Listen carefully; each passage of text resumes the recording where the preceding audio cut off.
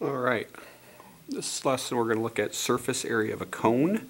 I know we're getting toward the end of the year, you guys are getting tired, ready for everything to be done, so I'll try to keep these fairly short, maybe 10 or 15 minutes. Next one you're going to do along with this is volume of a cone. So we're going to do surface area and volume of a cone. First thing I want to do is show you how you actually form a cone. So I've got a couple sheets of paper I've already cut out here, so let me show you that real quick. So either one of these two shapes can form a cone. All right, kind of looks like Pac-Man or whatever, but if you can notice, these circles started off as the exact same size. Okay, exact same size, I just cut out more from one than the other.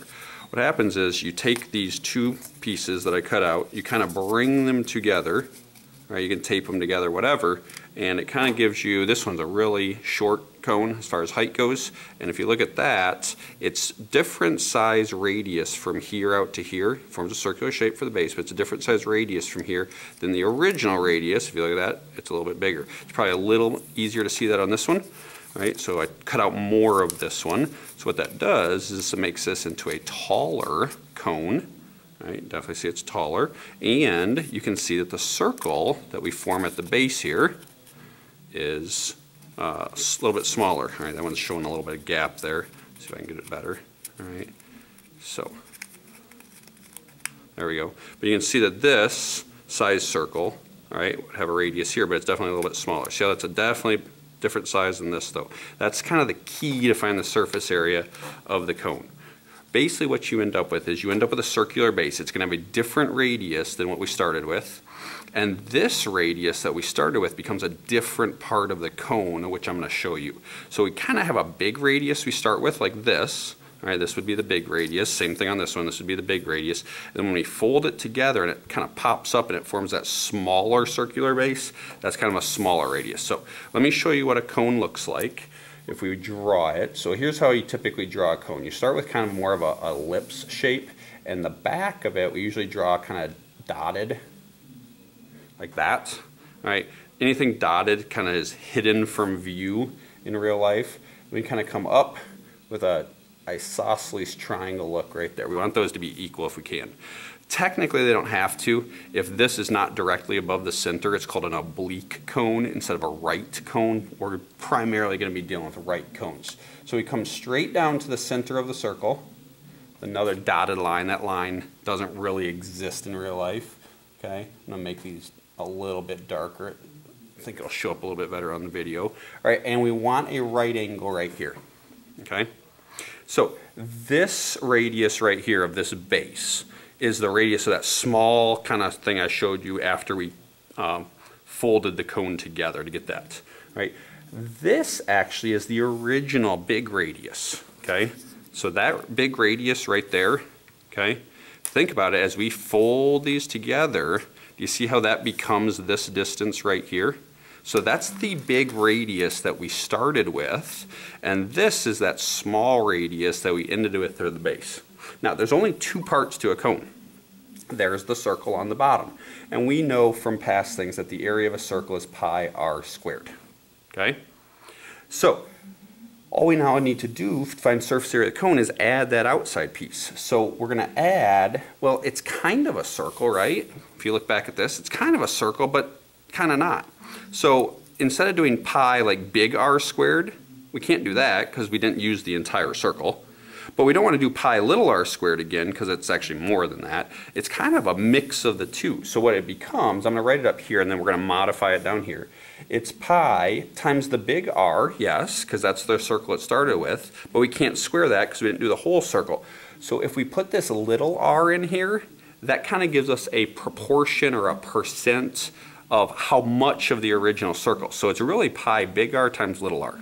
Now we don't call this big R in this shape. So let me show you the things we do call. So if I draw this dotted line out here, that's our little r right there. Okay? And then this dotted line coming from the top to the bottom where it forms the right angle, that we call our height, or h. Okay? So big, little r, just the radius is here, height is here, and this, that big R, okay, we actually call it slant height. That makes sense. It's not perpendicular to the base, it's a slanted version of the height, and that we end up calling L. It's kind of a cursive L, all right? So that's the letter we're going to use. So this capital R, the original big capital R radius, we end up as an L, and the order of multiplication doesn't matter, so usually we'll flip those around, all right, and we'll actually say it's pi RL in our formula, okay? Order of multiplication doesn't matter. So here is your formula for surface area of a cone, pi R squared plus pi RL. That's it. Really simple, okay? Now, let's do a couple examples, okay? So here we go. We're going to draw another cone, okay? So we draw that base, kind of put those dotted lines in the back, all right? Put that, if you want to put the dot up there first, right above the center of the base, that's fine. Kind of come out over here to both sides. It should be equal to both sides, all right? We'll draw that down into here. Sometimes that height is important, sometimes it's not. All right, I'm not going to use the height on this one. We'll give you an example where we use the height. So let's say that radius right there is 6. Let's say that this right here is 12. Let's say they're both centimeters. That's more real life instead of just using units all the time. And let's find the surface area. So nice and simple. Just use your formula. Pi R squared plus pi RL. So surface area equals pi 6 squared. 6 is the radius down here. Plus pi times 6 times the L is 12. 6 squared is 36. We'll usually write pi seconds. 6 times 12 is 72. We'll usually write the pi seconds. And those are like terms, so we can add them, get 108 pi centimeters squared. We always use squared for area, whether it's area just in 2-dimensional shapes or whether it's surface area for 3-dimensional shapes. That's how simple this is. If I give you one like this, takes you maybe 30 seconds, maybe a minute. It's not long at all. All right, I'm going to give you one of these to try on your own real quick, and then we'll flip it around a little bit and do a slightly different version. Okay, so here we go. Draw that base again, that circular base. My circular bases keep flattening out on me here. Put that point up at the top middle. Kind of come down with our height right to the center of the base. Draw that other dotted line out there for a radius. Okay, so let's say that that radius right there is 8. Let's say that this right here is, we'll go with a number like 15. All right, I want you to find the surface area. So pause, find that surface area real quick. Should take you about 30 seconds to a minute. Then come back and check your answer. All right, pause, do your work, come back and check. All right, so by now you should have written out your formula. Surface area equals, and if you want to write out the whole formula first and then fill it in, that's fine. If you just want to fill it in, that's fine. Pi times radius squared, the radius is 8. Plus pi times the radius times the L, the slant height. 8 squared is 64, so 64 pi. 8 times 15 is 120, so 120 pi. Add those together, 184 pi. I didn't give you a label on this one. Let's put one on real quick. We'll do inches. So inches squared. That's it. Super, super easy formula to use. Now let's modify it just a tiny bit, make it a little bit harder, okay? So, draw my base. Get that circular base in there, put a spot up here, all right, coming them down. I'm going to actually use that 8 again and that 15 again. I'm just going to throw the 15 in a different spot. So that's still going to be 8, but we're going to put the 15 here on the height instead, okay? We'll still keep it as inches, 8 inches, 15 inches.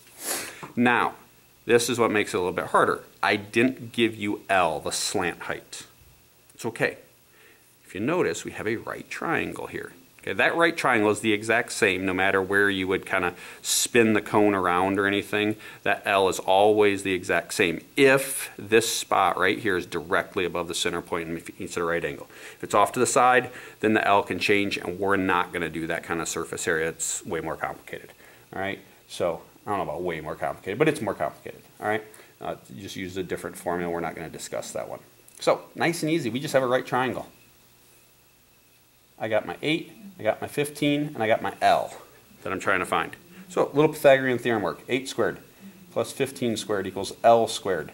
64 plus 225 equals L squared. 289 equals L squared. Square root of 289 on both sides. Square root of L squared. We get 17 equals L. Well, now I just fill that in. 17.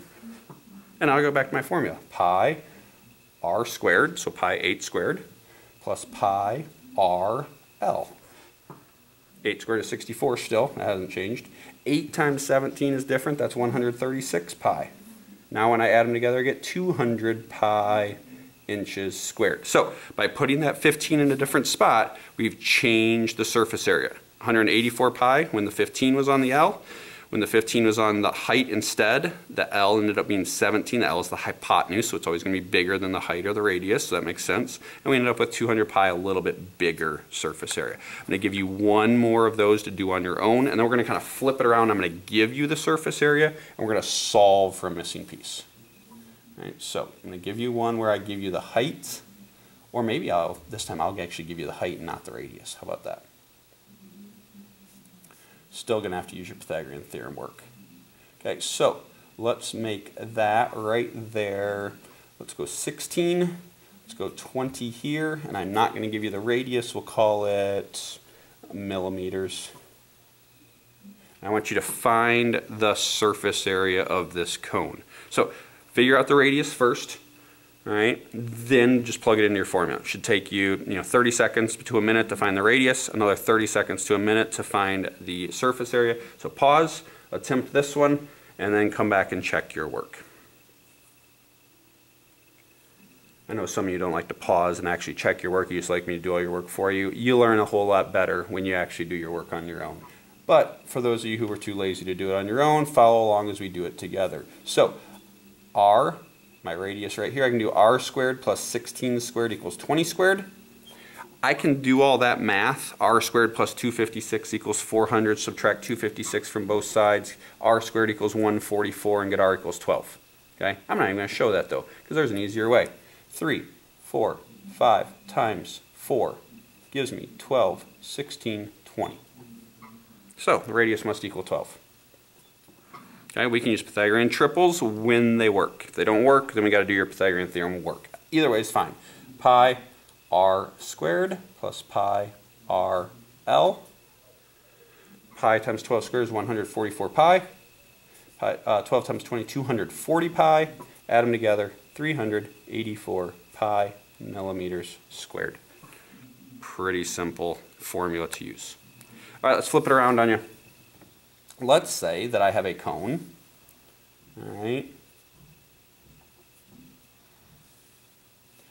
and let's say that I give you the surface area. So I tell you this surface area equals 200 pi, right? And I give you the radius. Let's make it, I don't know, 10. Think that'll work? Yeah, that's going to be actually too easy. Let's make it an 8. There we go. We already have one with 200 pi. We did with an 8 there. Let's scratch that as well. I apologize. How about a 6? All right, try that. See what we come up with. I don't think we've done one, yeah. The 200 pi and the 8 would have been exactly like this one. The 8 was there. We already got 200 pi for an answer, so I don't want to do that one. All right, let's throw a 6 there. All right, all this is algebra. All right, so pi 6 squared plus pi 6 times L equals 200 pi. Okay, we already gave you the answer, 200 pi. All we got to do is plug everything into our formula and solve for this L. So 36 pi. I'm going to go ahead and write 6 pi and then times L. Okay, kind of keep the L in parentheses or something. Keep in mind that's what we're trying to solve for. Our goal is to get L by itself, so we're going to get rid of 36 pi first by subtracting it. Those cancel. 6 pi L equals, well, that would be 164 pi. Divide by 6 and pi, both at the same time. They cancel out. Divide by 6 and pi. The pi's cancel. 164 divided by 6, I don't want a decimal. Those are both divisible by 2. We get 82 over 3. I didn't give you a label on this one, so we'll just go with units. That's it. That's how you solve those. It's just algebra with a pi thrown into the mix. You subtract and divide pi just like you normally would. Don't try to add these together first and get 42 pi L equals 200 pi. That's the most common mistake, and then if you divide by the 42 pi, the pi's would cancel, but your 200 over 42 is going to be a very, very wrong answer. I'm going to give you one more like this, and then we're going to look at one last one, and we'll be done. So 2 more examples, and we're done.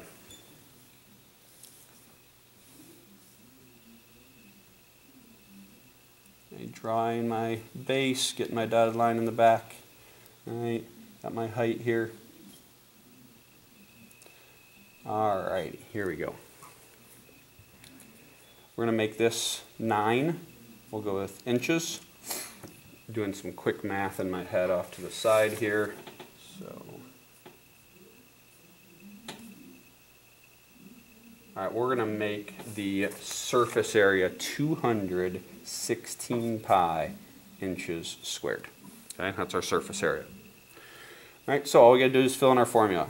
Surface area, pi 9 squared plus pi 9 times L, pi RL, equals 216 pi. Go ahead, solve that on your own. Solve for the L, see what you get. It's not going to be a fraction on this one. I made sure it wasn't going to be one. All right, so go ahead and solve for that L. Take a minute or two to do that. Pause, come back, check your work. All right, you should have solved for it. 81 pi. 9 pi, I'll kind of keep the L in parentheses because that's the thing we're trying to solve for. Do not add these together, I already told you that in the last one. If you add those together at 90 pi L, you're going to get the wrong answer. We're going to subtract 81 pi. Those cancel. We're going to subtract 81 pi from the side. The pi's don't cancel when we subtract. Just like in algebra when you did 5x minus 3x, you got 2x. The x's didn't cancel out. 135 pi. We got our 9 pi L equals 135 pi. We divide by 9 pi. Pi's cancel, 9's cancel.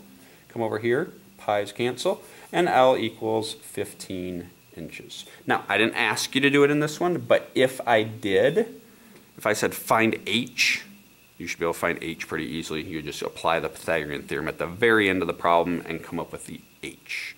All right? This time, I'm going to give you the L, and we're going to solve for the R. This is going to be our last one, okay? And you're going to do this one on your own. I'll walk you through it afterwards. But attempt it on your own. It's not going to be an extremely difficult one. All right, so here we go.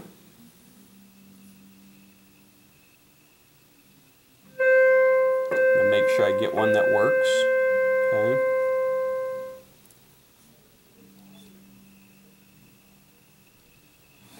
So let me do some quick math off to the side again.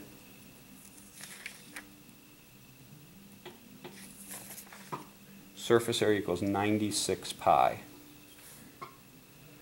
Actually, you know what? I'm going to do this one with you because I think it's going to require some factoring. So, here we go. I'm going to give you this as 10, and the R is missing.